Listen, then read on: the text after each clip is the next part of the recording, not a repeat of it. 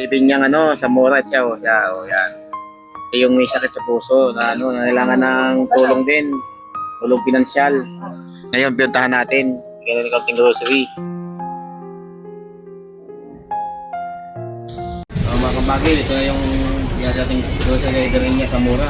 Na yung 9 years old na pinagluti sa atin na bigyan ng grocery na lang ibigay. Ito na. Natin natin mamaya. Let's go. Pabayaran natin sa kaso. Bigyan natin grocery kaya ito rin niya sa mura. Ayan, ito na yan.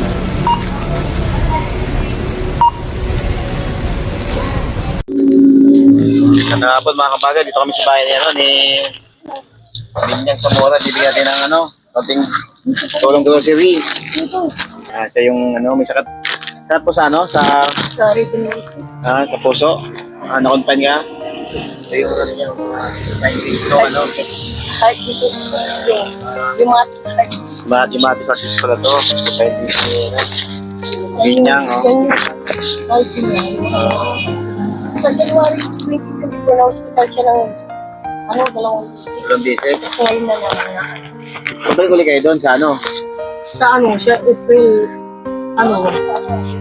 check-up niya sa April. April. Ito yung una niyang mga hospital. Ayan. Ito yung mga paintings ni Binyang. Ayan, may makapalo na mabuting galuban na mag-sponsor sa atin ulit para kusin mong Nakikita niyang gamot. para may balik na tayo, babalik tayo dito, papaklulat natin si Binyang. Siya yung yung bata na medyo puso.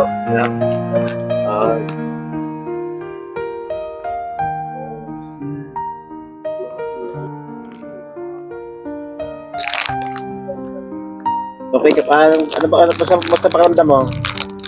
Okay pa rin mo? Bawal magpagod. Ay, bawal magpagod yan. Ganyan talaga, bawal magpagod siya.